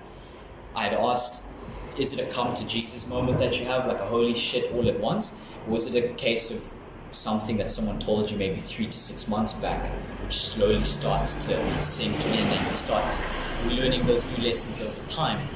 The same works in the positive as with the negative. Like, we might not notice the effects of hanging out with, should we say, bad people. Again, bad is a subjective term. Bad people that are not good for us. We might not notice it immediately, but then 3 months later, I might have picked up a weed habit. Someone else might pick up a boozing habit. Or suddenly among 13-year-olds, kiddie comes home one day and the parents didn't notice him swearing for the first 3 months. But one day, kid comes home and something clicks in the parents' head to say, Johnny, you didn't swear. When did you start swearing? Or someone who's having struggles at work and has a drink now and then to ease the pressure off. That doesn't start immediately. It starts off with a beer at 8, then maybe a month later it's a beer at 7:30, and 5 years later he's hitting a scotch in between the lunch break. Of course, he might have a corner office by then, so he has the privacy to indulge in his own pleasures. Which is again showing, just because we pursue financial and monetary goals, though they may come, that often just lets us indulge in more pleasures that may be even worse for us. I mean, should you give a cocaine addict an infinite amount of money, i.e. the lottery, the person's got a big fucking problem. That person might be held back by the financial constraints of, holy shit, I can't afford to buy all the Tony Montana style coke that I want to. But then let's say that person wins the lottery, and all of those past problems just escalate. Yeah, money can help us. Money can give us a better life, provide for our kids, any medical bills you may have. But again, any shit that we are not aware of on the inside is going to come out. And that goes for anyone out there. Success will not solve your problems. It will solve some of them. It will make some of your problems a lot fucking bigger. It's a temporary fix. And it's also the thing about like chasing success or being successful. Like when you've done all the right things and suddenly you're successful, then what? You probably would feel like you wouldn't deserve it. I mean, what the fuck do we know about having 10 million in the bank until we get there? By the way, yeah, we don't have 10 million yet. It's driving, guys. Each of us can get it. But that's true, though. Like, what do we really know about that experience until we get there? And then maybe the feelings of I don't deserve it come in. We start thinking, oh, but what do people think of me? Do they think maybe I stole the money? Do they think I did illegal means to get it? There's that, and then there's even, you've got that 10 million in the bank, and then you go to a nice dinner party and you realise that the guy next to you has 100 million in the bank. Suddenly, you don't feel successful anymore. And it's like, so you're now comparing to someone else again. So you're now back where you started initially. Back where you started, so, just with an extra 10 million in the bank. And you're just on the oh my God, that's you're in the same thing. You're basically in the same position. It begins the loop again. Exactly, because we're never content with materialistic things. at the end of the day. Anything materialistic, you always want more. You 100%. you get the latest flipping Ferrari or Lamborghini in 2021, 2022. There's going to be a new one, and if you don't have the money to buy that and someone else does, you're now looking and driving next to someone that has the new version. You have the old version, and you feel like shit. And it's a stupid way to think, honestly, to be dictated by the material that is around us. It is 100%. really it's mentally straining to be focused on things like that. And just even in the other thing that I wanted to like point out on this topic of like male suicide is that no one's actually alone. Yes. They just feel like they are. And there are always people that care about you, because when you think about it on an everyday basis, yeah, if you've managed to get to the age of 18 or 20, there has been some form of care for you. Even if your home life wasn't the greatest of home lives, Bro, you're still alive. you're still alive to deal with shit. You've man. had the opportunity to now go out on your own and make your own decisions. So the fact that you're going to tell me that through your 18 to 20 years of living, you've picked up no one along the way that cares about you, I find It's that like, bro, how are you still incredibly- alive? Exactly, I I find mean, that again, back to incredibly tribal unlikely. times. I mean, humans are not like wildebeest or zebra or horses. I mean, they come out the womb 15 minutes later, they're running away from lions and cheetahs. But Yeah. humans, how long do we lie on our backs completely helpless? Even the gestation period in the womb, I probably butchered that. 9 months, right? There's other animals which come out of the womb in 6 weeks. Some even as soon as mice. How long does it take for mice once mating happens for the kids to come out? To be honest with you, I have no Surely idea. just less than a month. I mean, come on. I mean, when you think about it, and they're running around, scurrying around. Yeah, they're small and rather helpless, but they're a lot more mobile than even a human child. So to be able to say that you got through your first 18 years of life, you must have done something right, or at very least those around you who cared for you, Gave you what mattered. gave you what mattered, because otherwise you would have died. If you had got sick, hopefully someone took care of you. Yeah. Or if you got injured, you broke your leg, someone took you to the hospital. Even if you were in the worst situation possible and you had some junkie try to make a makeshift cast, that makeshift cast held. Right, maybe he gave you a little hit to numb the pain. Maybe you picked up another problem along the way. But, hey, fuck it, you made it 18 years. Yeah. Now we work upwards. That- what I wanted to build on to your point was it comes down to neglect. Within those 18 to 20 years of you feeling like there's no one else around you, as you were saying, you're not alone in this world. And if you feel like you've not picked up anyone in those 2 years, you're playing yourself a fool. Sorry, brother, could we just specify we're talking the full 20 years? The full No. 20 years. Pash was meaning like you've got the 18 years of support and love from your family. Oh, apologies. Then sir. from the 18 years to 20 years, you got 2 years of space there. And within that time frame, you're saying you've got no one around you. I apologize. You're playing- I took you're it out playing of my yourself mouth. a fool. My bad, my bad. Oh yeah. You're playing yourself a fool because you would have met minimum 10 people. Even at the bus stop, mate. I mean, even if we try to isolate ourselves, we still I need don't to go even- to the store to get food now, innit? I don't even think minimum 10, minimum 100 within those 2 years. Because how many people do you say, hello, how are you? Or why are you getting that? Or where did you get those clothes I from? mean, we're forced amount to of interact people. with people now, innit? The amount of people you've actually spoken to, whether it's a valued conversation or not, that's up to you. And now if you don't see yourself as having anyone there for you, you're neglecting that possibility to have those people available. But they are always available, whether they are friends, anonymous, family, or not family. It comes down Doesn't to matter. practicing communications now. For example, practicing going out there, as much as it's tough and it's hard, Yeah. the next time someone even says hi to you, let alone you saying hi to them, practicing to say, you know what am I going to say to this person? Am I going to say something as simple for those out there listening who are maybe feeling like they're alone in the world? The next time someone says hi to you, try this. Instead of looking down and ignoring them, kind of look them up and down and give them a grunt. That's your first step. Maybe a week later, try saying, hello. And then maybe a week later, you're like, hi. How are you? Oh my God, I've never said that in my life. Even that's progress. I mean, yeah, we're sitting here talking, having a complex intellectual discussion, but some people out there really have never had the opportunity visibly To presented talk. to them to talk. and it comes down to even just I mean, I don't know if you guys have the similar experience, but if you're in the shops, let's say, you're picking up groceries or whatever, and then you're standing in the aisle, and there's maybe an elderly person walking by, and they look at something that you're standing by. Even them just looking at you, and you giving a slight smile, and them smiling back, and you moving away, without you even actually saying anything, you've communicated with that person, and they actually maybe are going to have a better day because they've had someone smile at them. So even a simple smile will help with gaining yourself to a position where you're able to actually speak to people.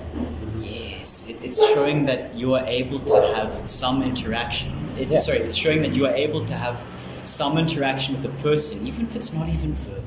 Even if it's just with body language, or let's say you're standing on your balcony and you're putting your sheets out to dry, and your neighbor across the road, who normally is nervous, sheepishly sort of waves at you and tries to say hi, but of course he's nervous as fuck, he's going to fail, but at least he tried to wave at you. The act of you waving back at him, not only you without even speaking, reinforces the fact in your head that you're a social animal and that actually someone out there does acknowledge your existence. But what does that do to that nervous as fuck person across the way who's been dealing with suicidal depression the last 3 years? And just the fact that you acknowledged his existence might have stopped him from jumping off that balcony.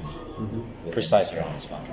And even exactly on that topic, I mean, we have basic interactions, social interactions every day with different people all the time. So like even going to the shop, for example, so I have a shop that's near my house. It's like 2 minutes away. Now there's four employees there, and I've built a relationship individually with each of those employees, just so that when I go to the shop now, I feel comfortable. I don't get judged when I walk into the shop, no matter what state I'm in. I could walk in drunk, I could walk in high, whatever it is. They know that I'm a genuine human being because I've asked them about their lives. I've spoken to them. I'm never going to go out with these people. But you have that foundation there now, in the event that there is the chance to build something. Maybe he knows someone from a friend who's a successful businessman who knows something about music. But just the fact that you took the time to learn more than just his first name, even the first name to start with, hey, John at the counter, so be it. Even to the point where I don't even know their names, because that's not what's important. And I mean, it's just the fact that when we interact and we see each other, it's going to be a smile. So if I'm having a really bad day and I want to go to the shop and I want to get something from the shop, I go to the shop, I walk in, hello, how are you? I instantly am like, I don't want to be moody now in the presence of this person. Yeah, you don't want them to feel that negative sort of emotions that you've gone through in that day.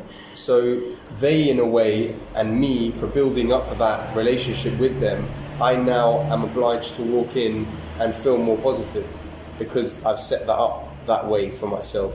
So if we even, and it doesn't even have to be friends, it can be just acquaintances, people you see every day, like you don't have to feel like everyone is there for you. But if you've built an area around you, like even going into work, or people that go to work, or people that they know, when you feel alone at work, for example, there will be something in that business or company where there is a human being that you can go and speak to. Some element of familiarity, like the yin and yang example, some order within all the chaos. Let me ask you a question. Yourself, Reggie, you've been in Cyprus now how long? 2 years and 9 months. Right. Myself, I've been here 2 years. Pash, you lived here your whole life, yeah? No, I've lived here for 15 years. 15 years. Yeah. So, coming to Cyprus, you were around, 9, was it? Yeah. Again, it's different. Myself and Reggie, coming from at an older age, right? At 9 years old, did you find that when you came to Cyprus, there was a lot of, you felt a natural uncertainty within yourself that came from being in a different environment and having 1,000 different variables that had changed? That's an interesting thing. I think not to try and say anything about myself, but my case is quite unique when it comes to new environments. See, before I was at the age of 12, I had basically been to 1, 2, 3. By the time I was 12, I'd been to 4 primary schools. So me as Chris, I had become accustomed to being in new environments. I never had the, I wouldn't call it a privilege necessarily, because now I deem what I had to go through as a privilege, but I didn't have the privilege of having a stable home, a stable school, friends that I've had through childhood. Right. I don't have that. I don't have friends that I could say, oh, we've been friends since primary school. I don't actually have that whatsoever with any human beings. So I've always had to reintroduce myself and find ways of reintroducing myself. And then something that I've found, which I think if people took more into perspective, is that just because one thing didn't go right once doesn't mean you don't have the opportunity to do it again. So what I mean by this is that when I left my first school, that I'd been there for like 3 or 4 years, I felt very upset for leaving. You're taking me away from my friends. I was angry with my parents, didn't want to leave. Was that the first time moving? That was the first time moving. Yeah. So then moving and being in England still, I went to another school, and then I had to readapt into what I was used to. So the school that I'd now gone to was completely different, even in the methods of learning, to what I was previously. So then having to go through that experience again, even in the UK, was very strange. I'm coming to a new place, they have a new mentality. And then from then, I've come to Cyprus, I've been put into private school. So now I'm in a different country, still learning English, but learning English in a very different way. 100%. And then a year into private school, I've now been told that we don't have the funding to pay for my private school. So I'm now shifted to government school. I have to learn Greek now as well, a new language. So because I went through that at a young stage, as I'm an older man, I'm not scared of change. Change is something that I've had to experience forcefully with no choice. I didn't have any choice, or was not even asked if I would have liked any of those four schools. It was really an adapt and conquer It situation. was just about to say that. It was an adaptation. Adapt and overcome, and deal with what's going on.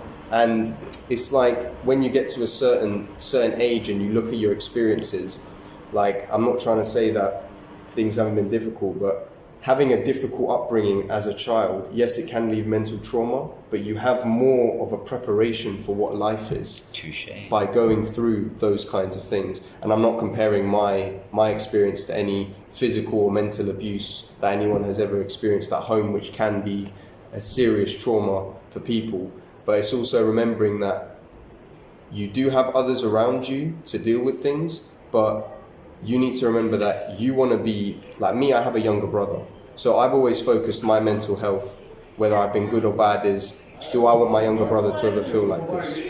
Do I want anyone I love to ever feel like this whenever I've experienced difficulties? And because I've had people around me that I care about that are younger than me, i.e. my younger brother, that helped me be like, I'm never going to put myself in a position where my brother would have to mourn for me, because that hurts me more than the idea of me feeling the way I am now. And it's valuing things like that, like even a human being that feels like they're going to commit suicide or they're going to hurt themselves or harm themselves, there's most likely someone in your life that does actually look up to you, that doesn't necessarily know the problems you're going through, but does look up to you.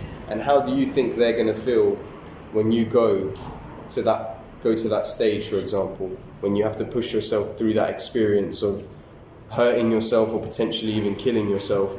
You're not actually removing the pain, you're just shifting it from yourself to other people. Exactly. So now you don't feel the pain anymore, but now the people that loved you feel like they didn't do a good enough job, that they weren't there for you. And what if your suicide, what you've decided to do because you don't feel good, puts that into someone else's head that you care about, and because you've done that, they feel like they didn't do the right thing. And then what if that individual that feels like they didn't do the right thing to help you then goes and does the same thing because they looked up to you and they thought, well, if Pash thought it was a good way out, then I think I'm going to go out the same way.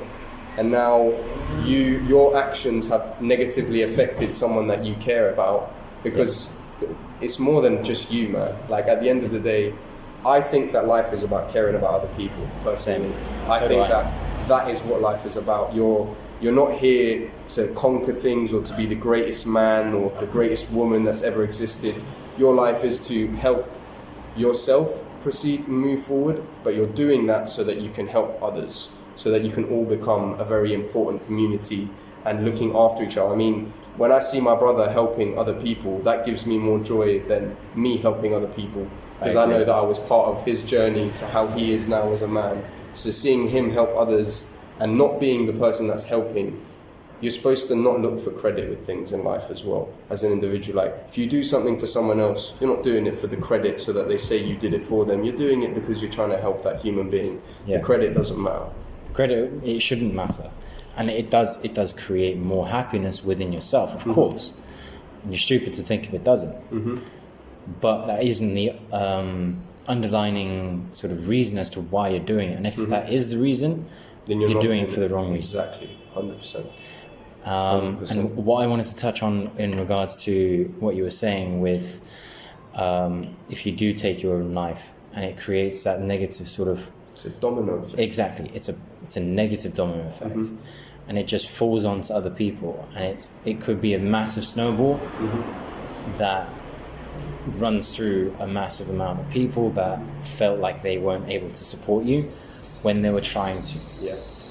Could we draw up on this example you just drew, Reggie, the domino effect? Yeah. Often when we think of the domino effect, what's the mental image that comes up in your head? Is it a single line of dominoes rushing?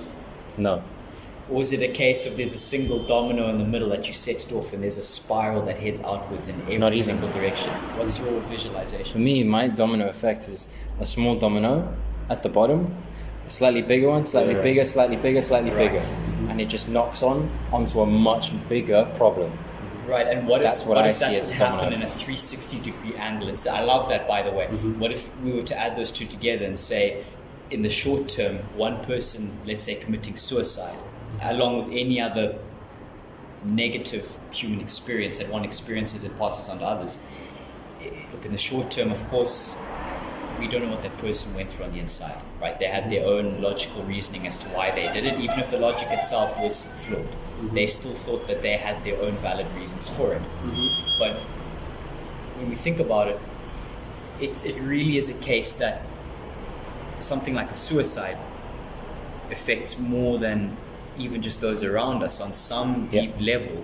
If it becomes a societal issue, it now on a subconscious level, whether or not people openly to their friends say, I would never do suicide, I think suicide is stupid. On a subconscious level, we're talking herd mentality now, gentlemen. This is older than we could even speak and do language. We're talking 3 million years, we're still swinging through the trees, throwing apples at one another and trying not to get taken by saber-tooths. That level of thinking, what is culturally and socially accepted, if we're not aware of it, a suicide, I'm going to give an example. Not that I had it in my own family, but let's say there was a suicide let's say I committed suicide. Not that I would, I hope not. Not that I would, but let's say I committed suicide. Now, let's say my kid one day would say, oh my God, my daddy did that, I would never do that, I would never do that. On a subconscious level, It's already in their what's head. that child been taught about the way to deal with hard problems that they have no fucking clue about? Yep. And It's it's already all in their head. subconscious. It's so subconscious. We may say, what's the right thing to do with this? Or you mentioned earlier, Pash, taking credit is always bad. Might I jump in here? Of course. It's a bit of we might look at it as a black and white issue. Could we find the middle ground and say, take enough credit that you need in order to give yourself enough social strength to do more good things? Like, for example, be the person who says, I give to charity, but that's where you mix in the Instagram post of the guy saying, don't tell people about your plans. Let people have a vague clue that you give to charity, but don't tell them how much.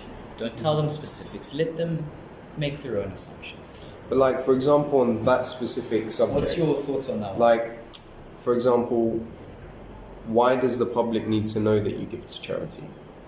Isn't the purpose of you giving to charity just giving to them? See, by knowing or letting other people know, it's like you're asking to be acknowledged by the world as a good person, instead of you knowing yourself that you're doing this and you are a good person. It's like seeking validation. That's what I meant by the credit, is you're seeking validation that this is why I'm good, or I'm doing it because of this. So you can see that I'm doing this, when it should be viewed more as I do this because I can.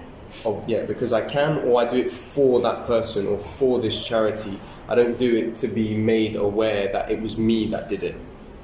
Right. I don't need that, because by requiring that credit, that means if I didn't get the credit, would I have done it in the first place? Or would you be so willing to do it in the future, right? Let's say you gave to charity and you tried to get validation from others and you didn't get it. What are the That might chances just of you reveal, actually doing it again? which might even show a deeper issue with the person, to say this millionaire who gave to charity, we might even be able to backtrack and say, what's the chance he wasn't given, he felt neglected as a child, right? And that kind of thing might just show up in later life where the person thinks they're doing something good.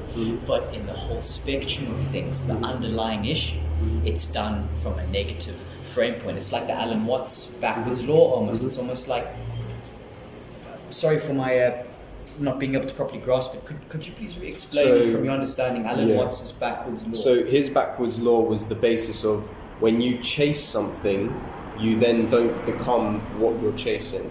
So it's a learning to work towards it instead of chasing it in your mind. So if you're in a negative position, you're constantly talking about getting into a good position. I want to be happy.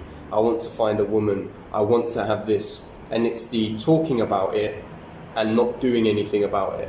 And then it's the reverse bit, which is you're in a good position and all you can talk about is how you got out of a negative position instead of talking about how you can improve your position. So someone that seeks to be self-enlightened, for example, actually is slowly becoming more self-centered by seeking enlightenment. It almost reinforces the fact that they're not there in the first place. And that they want that. They want the destination, like you were saying, it's the journey that's...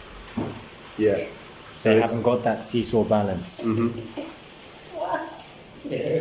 Oh, the patterns in our lives. Yeah. I mean, and our brains constantly seeks to make sense of things, and it will do it to the point where it will make sense in your head, but if you put that into someone else's head, they're confused because it's only based on your individual understanding. It's a different framework. Exactly. It's completely different. So if you speak to someone who's defensive on this topic, which I have in the past, and they've said to me that I'm looking at it all wrong, that people need to do this and people need to do that. And my response to it was, I'm only speaking from a perspective of understanding that I have as an individual, based on people that I've spoken with and things I've said that I've thought have benefited others and things I've said that might not have always. But you can only speak on what you understand. You can't sit there and, because then how do you explain a topic you don't understand? You can't. So like my understanding of this topic in general is people looking too much at themselves and what they lack instead of looking at what they could gain without doing this, without ending their lives. There is so much you can gain, so much you can learn. I'll give you a real life example. My dad, for example, worked and got, to a degree, everything you would think a man would want in his life. He got his wife, he was in love with her, beautiful woman, had everything that he wanted, got 2 kids, a Jaguar, Mercedes, house, bungalow, 4 bedrooms, everything he wanted. 36, he's thinking I'm the king of the world. 37, he's divorced, lost all of it, everything, his business, his house, his cars. The only thing he's got is his 2 kids and he's in Cyprus. Now, he could have given up. I'm pretty sure my dad went through thoughts like that of ending it, what have I got to live for? But my dad looked at the bigger picture and thought, I have 2 kids here, they're the pride of my life, and I would much rather try and teach them how to live life and see them be happy than focus on how shit my life has become. And then he rebuilt, and my dad has started all over again and rebuilt his life again. And he literally lost what all of us search for in our lives. We want to have the woman that we're going to marry, the ideal woman that we want. We have the 2 kids, we've got the house, we've got the business, we've got the cars, but in an instant, all be gone. Because that's how life is. So you need to learn in yourself to just look at the bigger picture. I've lost this, but I got it once. What could I gain? Or at least what could I help others to gain from my own slipping? Dare I say the metaphor of, even if a grenade is chucked in your bunker And shit is the worst example you can think of. It's hardcore, right? Grenade is chucked in your bunker, we're busy fighting the enemy. Maybe jumping on that grenade, yeah, it's gonna fucking suck. And the chances of you even living, let alone walking away, are nigh on fucking slim. But hey, that's the grandest sacrifice. Now, in the metaphor with your dad, bless the man, for recovering and having the formidability of soul and state and the stoic mindset to keep going, to be able to say, you know what, would he really have developed as the man that he has developed and raised the kids that he's raised had he not gone through what he'd gone through? Quite possibly not. I would say Look, no. I might be wrong on this to be able to say, you know what, you guys might have been sitting pretty or whatever, things would have been a lot more comfy, maybe it would have been a different life. But again, it's to say, how do we choose to see the situations in our lives, right? God forbid I went through, let's look at an example of Stephen Hawking, for an example. Guy who, again, was such a promising potential physicist, labeled, frankly, as a genius, got married, and boom, gets diagnosed with the disease. I don't remember offhand what it was, but he ends up crippled in a really tough, horrendous state. But something in him decided, I get to decide what I do with my life. Though I may be paralyzed and fucked up and I can't shit by myself and I need someone to wipe my bum for me and everything else, and I can't feed myself, I can still change humanity. I can still take what I have happened to me and change the fucking world. Why do you think that is? I think that he was just grateful for having his mind still. More than anything else, he was like, I've lost the ability to use my limbs. I've lost the ability to, as you said, even wipe my own arse. Hey, but fuck it, I have 24 hours a day to think. Who gets paid for that I shit? still have my mind. And he was like, instead of looking at what he'd lost, he looked at what he still had. Can you imagine the mental turmoil that must have been going through his head? I mean, of course we have recordings and videos of what he said and what was heard off the little machine. But can you imagine those dark nights lying in bed, crippled and whatnot, but all he can do is just be alone with his own mind? How scary must that be? The same way if a song on your phone starts and you don't like it, you can switch the song, you can go to another room, you can turn it off. If someone chats some shit to you, you can either tell them, listen, calm down, shut up, and you can walk away. What happens when you can't do that? You're stuck with your mind. What level of emotional, mental, you're scratching your head, but trying to contemplate this shit. What level of inner strength did that physically feeble man develop over his 60 years? By being able to say, you know what, life sucks ass, but I have the decision to make it help at least someone else. I think the thing that would get you through that phase is not focusing on regret. And I think that comes down to a lot of male suicide and even female suicide, is regretting not doing something, or regretting not saying something. Or regretting even doing something. Exactly. And having that regret burn in your mind hurts. And trying to not focus on regret and just live with whatever has happened will probably, I can't speak definitely here, there's a high chance that not living in that regret will save you from those thoughts. And also, sorry, go on. No, carry on. I was going to say, like, even with the regret and the set-in basis that regret has, which then I believe that people that have regrets put this idea of I can't in my head, because they've gone through things. And I believe personally that we can control the way we think. And what I mean by we can control the way we think is that not that we can necessarily stop thoughts from happening, but we can slow certain thoughts from happening down, and we can add other thoughts and make those thoughts become habitual in your mind. So for me, one of the main things is replacing the word I can't with I'm going to try. Because the moment someone asks you to say do something that's going to be good for yourself, and your response to them is I can't, you're already putting an obstacle yourself in front of A tremendous yourself obstacle, isn't it? before Surely you- that's one of the biggest obstacles you Exactly. possibly could, because that's before you've even started the task. Self-doubt. Telling yourself in no uncertain words, whether or not you even tell someone else, I can't do that. Even if it's just in your head. Yeah.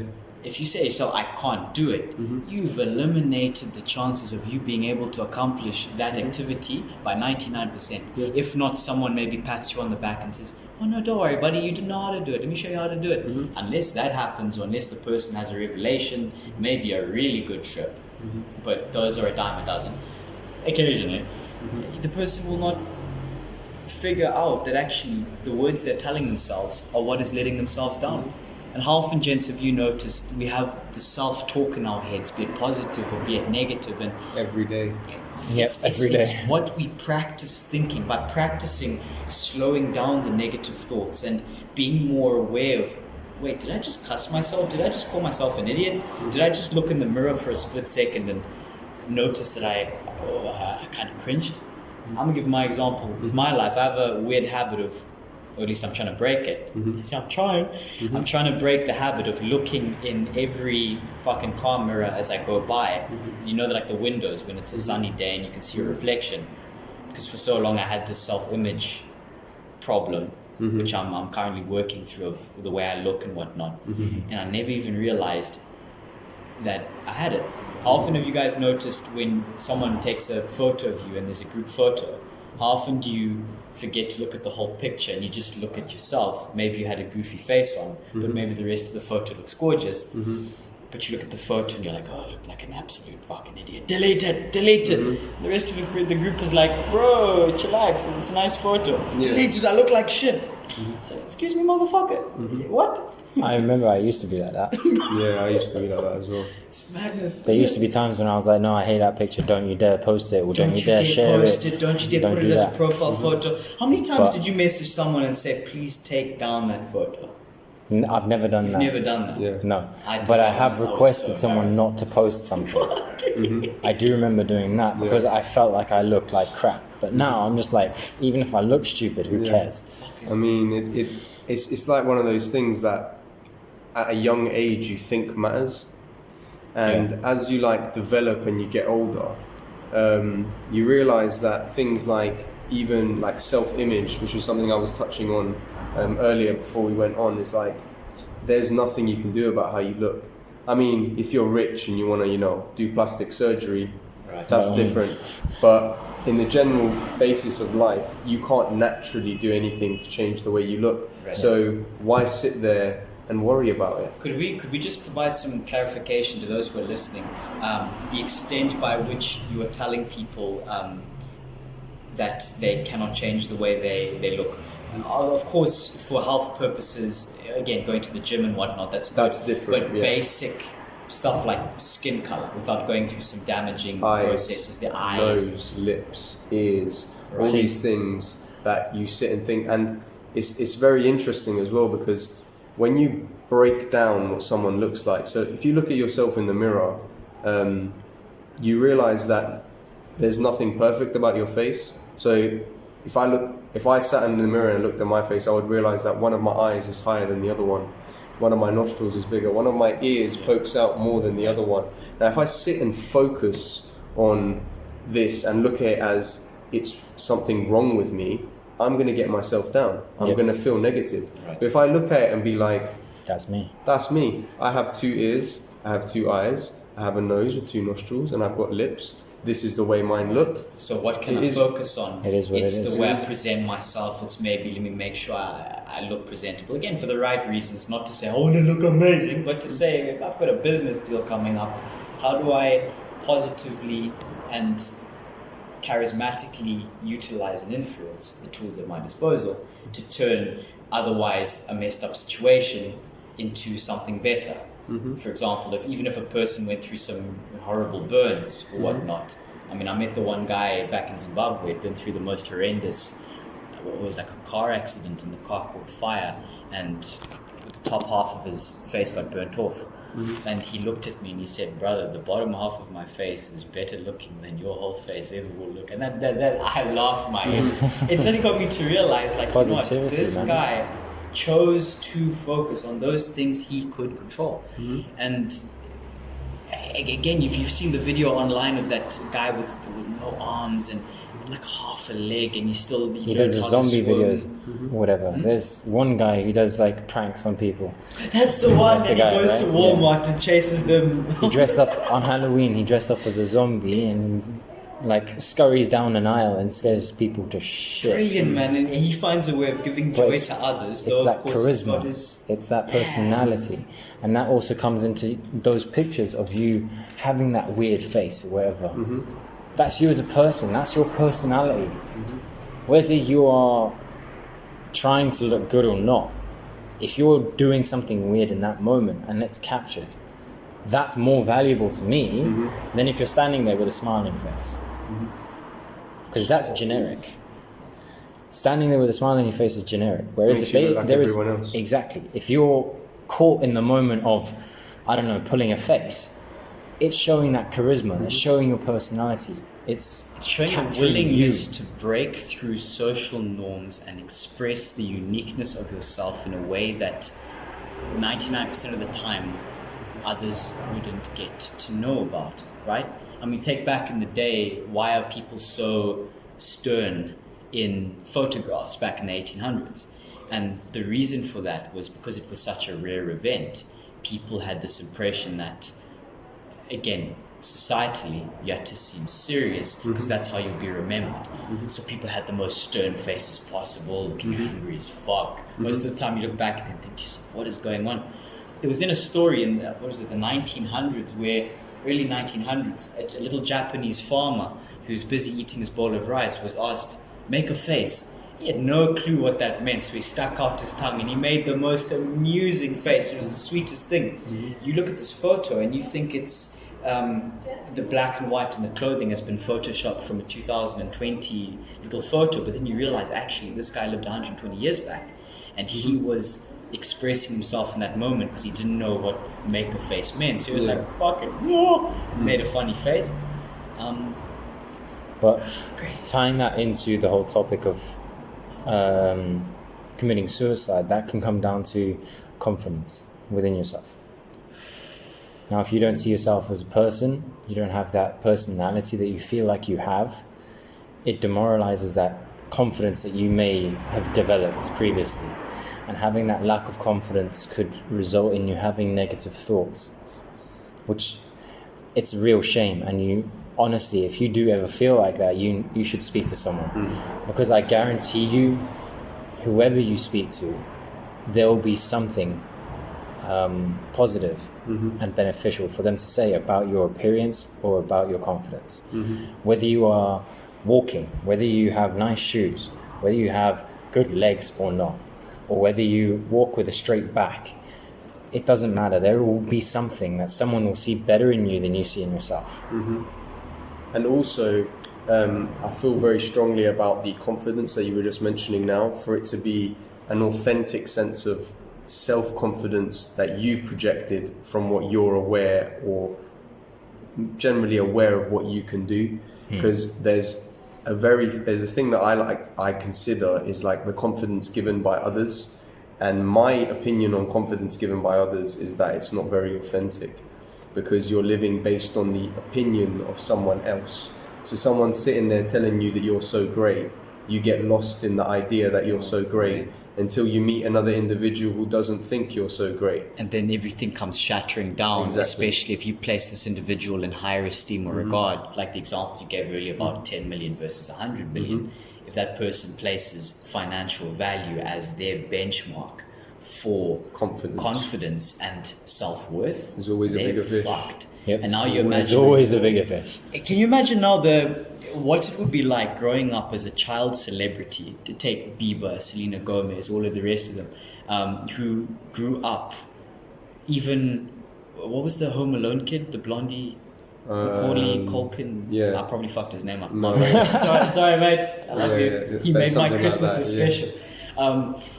But like that, for example, growing up at a young age with people saying nothing but you're amazing, you're wonderful, we love you, all the rest of it, and you've got truck tons of money. What does that do for a person's mental state, where suddenly it's like they're given what normally in society would be seen as 20, 30, 40, 50 years of hard work given to them on a plate, right? I mean, if you want to be a pillar of your community, unless you got a film star, or maybe you got lucky somehow here and there, you probably had to work at it, develop reputation, charisma, help those around you, become the pillar of the community, he who helps out, he who is respected. You know, the wise old man that you see in the movies, right? Whether it be in medieval times or you know, even there's the guy sitting at the pub who you look at quietly enjoying his beer and you're like, yeah, he's lived a good life. Yeah, he's lived. And then he's enjoying. What happened when you get given that in the first 10 years of life like this, and you don't really realize what the rest of the world goes through? Now you see how people can get lost in thought, or lost in reality. Yeah. It was like you were saying earlier about, one of you was saying about getting lost in an illusion almost. Yeah. You become lost in an illusion, and you, as let's say one of the 1% in that mindset, never truly get to realize what the rest of the world feels. And then you have stories of Brad Pitt going out in a wig with sunglasses and a fake beard, and someone still stops him for a photo and he gets pissed off. I just want to be normal, guys. I mean, even in this whole topic of like that we're talking about male suicide and things, I feel like a lot of it is people coming from a massive high and then coming to the low and then feeling insignificant. That's one thing that I think is major. Is that some people only value their lives when they're on the high. They don't value it when it comes low. It's like even with, say, my venture of trying to be a musician, I'm aware that it's going to be very difficult mentally, because when you release a song, you're the shit, you're the hot news, everyone cares. And then as soon as someone else releases a song, the attention is gone from you and it's gone on to the other person. Now, you have to psychologically tackle that as okay, my time, now it's their time. But not everyone can do that. Not everyone can decide filter it and look at it as now. Yeah, exactly. It's a very important thing to know that you have your time. But if you were the best all the time, you're gonna get fucking bored. You're gonna have no real drive to do anything. There's no competition to do anything, and that's not meaning. Comparison, mate. Is the meaning. So what I was going to go to is back to the topic that we were saying earlier, that it's not always about you, and the world doesn't revolve just around you, it's around everyone. So when the good little things happen to you and you're in a depressed state, you need to give yourself those little pats on the back for those little victories to help you feel good, not focus on the major defeats. You focus on every little thing that happens that's good, you should focus on, and look at it as, okay, I got this by doing this, sick, I'm going to keep doing that. And then every bad thing that happens, oh shit, this happened because I did this, I'm not going to do that again. Right. And learn from the mistake. But the important thing is learn from your mistake. Not from, you can put yourself in a position where everyone else is misbehaving, doing all the wrong things, and then you did nothing wrong, and you're like, how did I get myself here? You made the decision to go there. Whether or not you realized it, even if it was a decision you made 2 to shouldn't 5 years ago, it led to the domino effect that led to the fuck up of what happened today. You can't be in a bad position without having made a decision that somehow got you there. There is, no matter what we say, or we try and blame different things, and this person did that, or my dad didn't care about me, or my mom didn't care about me, or any other like situations that we were in. Like, goes back to once you're 18, 19, 20 years old and you've got a decision to make. Now, you know that your friends are a little bit reckless and they do silly things. They've invited you on a night out, you're on the phone, you can hear them, they sound a bit hyperactive. Right. You're not that kind of guy, you chill with them for different reasons. Now, in your head, you know they're being a bit hyperactive, they have a thing for being reckless. But again, there's a part in your head that knows that there is a chance that something's going to go wrong tonight. So if you go out and something does go wrong, don't blame your friends. It's that intuition which told you. That's your fault. It's your gut. You should not have gone if you knew something was potentially going to go wrong. Yeah. You don't, even if it's a 5, even if it's a 10% chance that something's going to go wrong. Bro, you still took that fucking 10% chance. It's your fault. Don't place blame. And accepting things and moving on is, like, when I say to like some of my friends, I've had like difficult upbringings and they've had struggles with their parents, mothers, fathers and whatnot, I always try and tell them that you need to accept what has happened and move on. And what I mean by accepting, stop blaming that person as well, because the only way you're going to move on is by stop blaming them. Now, they might not be a great person now, they're not doing the things they're doing to you now, but they're not the same person that did what they did to you back then. Now you need to accept and move on and stop blaming them for what happened. Acknowledge what happened, it has happened, stop shifting it left, right and center, deal with it and then move on. And dealing with it is talking about it, saying it out loud, hearing other people's stories of their upbringing, because the reality is not many of us actually talk about our home lives to each other and discuss the habits that we have at home. Or when I said this, my dad always reacts like that, and then someone's like, oh, my dad does that too. Really? I thought it was just me. Do you think it gets perceived as... Sorry to interrupt you, brother. No, of course. Do you think it gets perceived as, again, what you were saying earlier about not wanting to make it sound like you're bitching or moaning about something? And so often, again, we're talking about earlier, the human tendency to default to looking at the negatives. So if I tell a person about XYZ about my dad, will it sound like I'm bitching about my dad? Other person's going to say, oh, but at least you have a father. There's people out there without fathers. It's like, no, motherfucker, it's not my point. I'm trying to, there's a different issue. It's, again, the perspective side of things to say, how do we get people to understand that deep conversation is one of the most therapeutic and helpful things we can possibly do with those people that want the best for us and who would hopefully expect us to want the best for them. Yeah, it's underrated. And deep, I feel like real raw, deep conversations come from taking the personal out of it. And I don't mean by expressing emotion. Like, expressing emotion is very different from the personal. The personal is like defending someone because you think you know who they are.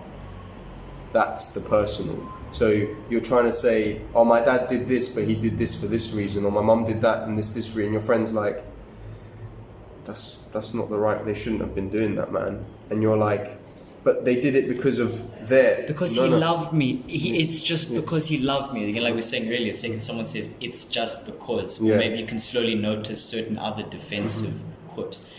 Just on a side note, are there any other defensive quips with a person, or actions or behaviors to do with body language which a person may exhibit, which you've noticed in your own time, that is your first red flag to say, whoa, this person is not acknowledging something? Like, for example, myself, I noticed earlier, quick responses could be, or maybe, for example, a person suddenly moves their leg up. Always a but. Yeah. Butts, quick responses. Quick responses. How quick though? Sorry, brother. No. How quick though? Let's say you get asked a certain question.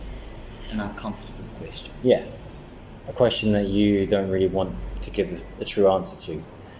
Giving a quick response that doesn't direct them in the answer that is necessary.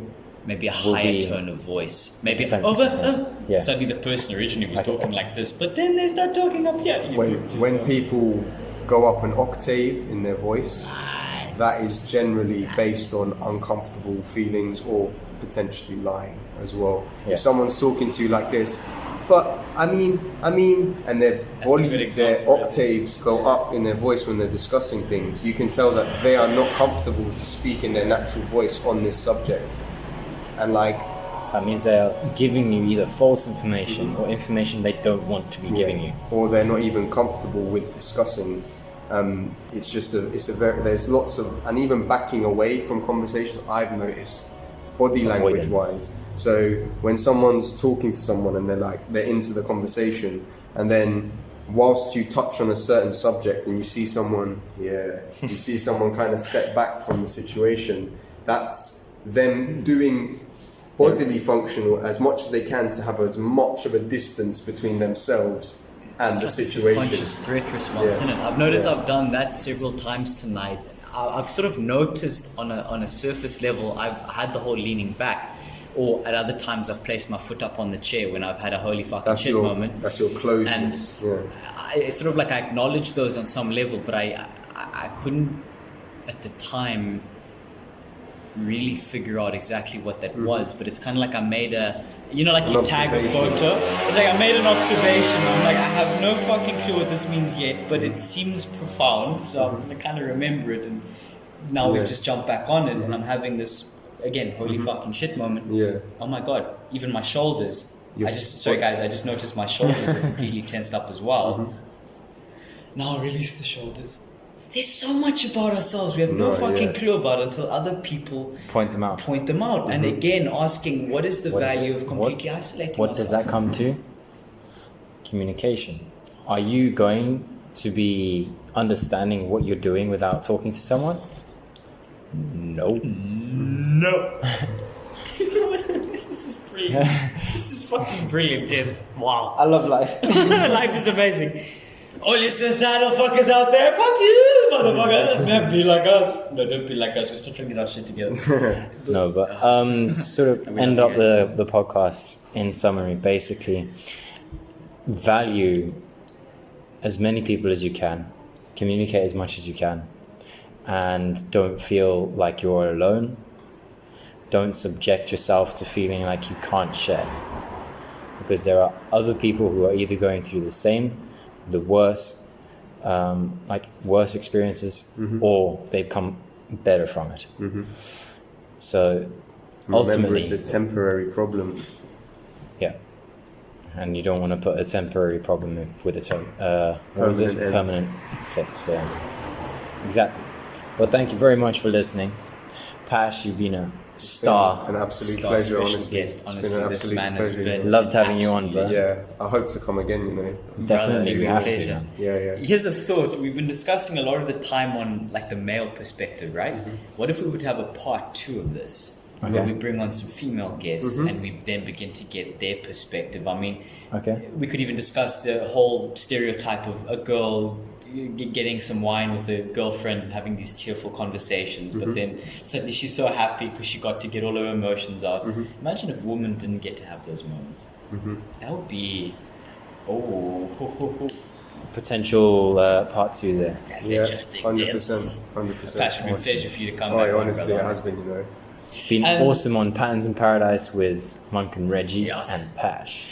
Now, we're going to start a daily little quip where you get a slight little bit of life advice from Monk at the end of each paragraph. Monk firmly believes if you're going to commit suicide, now because we need to give an opposing perspective for those pro-suiciders out there and those people who believe humans should die painful deaths, we advise if you're going to commit suicide that you do something fucking legendary. We advise setting yourself on fire whilst on an LSD trip and running through a fence of barbed wire whilst attempting to not step on landmines. Yes. If you do that and you get to the other side and you live, you deserve a medal. But of course, we'll give it to your children because you probably have fucking maimed yourself and hurt yourself in the process. But nonetheless, to all of our listeners, graciously, thank you very much. See you next time. Bye-bye. Peace out. Cheers for listening.